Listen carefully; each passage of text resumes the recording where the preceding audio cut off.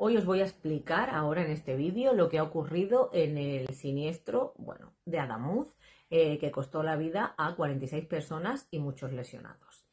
Ha ocurrido algo que desde el punto de vista pericial es extremadamente delicado. A ver, fragmentos clave de la vía, incluida la evidencia más importante para entender qué pasó realmente en el siniestro, pues se ve que fueron retirados antes de que terminara la inspección judicial. Y esto cambia completamente el foco, porque en reconstrucción de siniestros ferroviarios hay una regla básica. La vía es la escena y la soldadura es lo que prueba y lo explica todo. Hoy os lo explico. En una reconstrucción ferroviaria de un siniestro, la vía es la escena y la soldadura es el ADN de ese siniestro. Si la hipótesis en ese momento es que el origen está en una rotura de soldadura o en un fragmento del carril, entonces ese material es súper importante, porque es la prueba técnica de toda la causa, porque ahí está la respuesta de lo que ocurrió en el siniestro. ¿Se rompió antes de que pasara el tren y lo hizo descarrilar o se rompió después como consecuencia del descarrilamiento? Esa diferencia es lo que separa una tragedia inevitable de un fallo evitable y separa también las responsabilidades. ¿Qué significa a nivel investigativo que alguien se lleve esos fragmentos antes de que termine la inspección judicial? Pues está introduciendo un riesgo enorme de contaminación, de alteración y de pérdida de trazabilidad.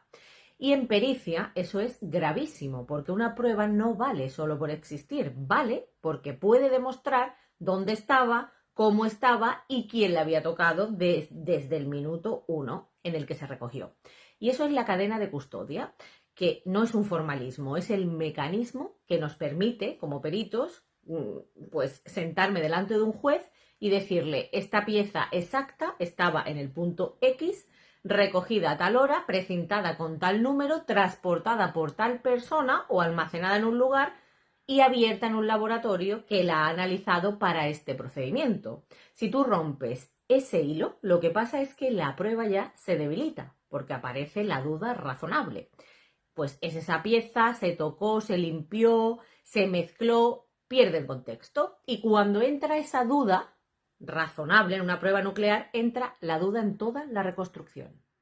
Por tanto, el estándar en un siniestro de víctimas es documentar, precintar, actar y trasladar con control judicial o policial, porque si no el daño no es solo técnico, es procesal. Se le da a cualquier defensa y a cualquier acusación un argumento para discutir la fiabilidad de esa prueba. Y cuando estamos hablando del elemento que puede explicar 46 muertos, esa margen de duda es inaceptable. Por tanto, llevarse esos fragmentos de carril y soldadura sin autorización o sin dejar una cadena de custodia impecable no aclara el siniestro en ningún momento. Lo que hace es ensuciarlo. Y una investigación con muertos no puede permitirse pruebas ensuciadas, porque la verdad técnica depende de que la evidencia llegue al laboratorio intacta, trazada, y que todos los peritos de todas las partes la podamos revisar sin sospechas. Os pongo un ejemplo de la gravedad del asunto. Si esto ocurriera en Estados Unidos, lo primero que habría pasado es que la escena quedaría completamente blindada desde el minuto 1 por una agencia independiente. Y absolutamente nadie, ni el gestor de la infraestructura ni el operador, puede tocar una sola pieza sin autorización formal y un registro completo. Porque allí tienen una cultura clara: la evidencia no pertenece a quien gestiona la vía, pertenece a la investigación. Y cuando hablamos de fragmentos de carril y soldaduras, hablamos del núcleo técnico de la causa. Así que en cualquier investigación seria, mover ese material sin control judicial pues se va a considerar una alteración crítica de la cadena de custodia, y la reacción institucional será inmediata y contundente, que es lo que tendría que pasar en España. No porque se presuponga mala fe, sino porque la prioridad absoluta es preservar la confianza en la investigación. Y aquí está la clave: cuando la causa puede estar en la infraestructura, que ya lo sabemos, la investigación tiene que ser rigurosa, si no es incuestionable.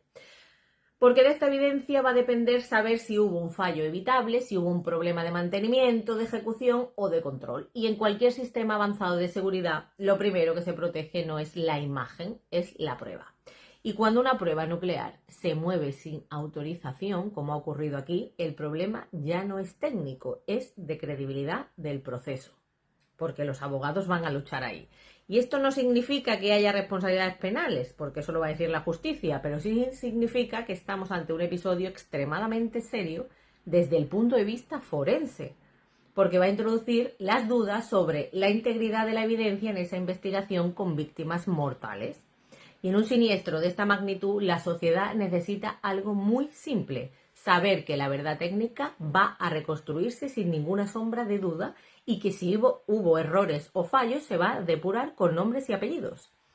En fin, en seguridad la confianza no se pide, se gana preservando cada prueba, cada evidencia como si fuera irrepetible, porque lo es.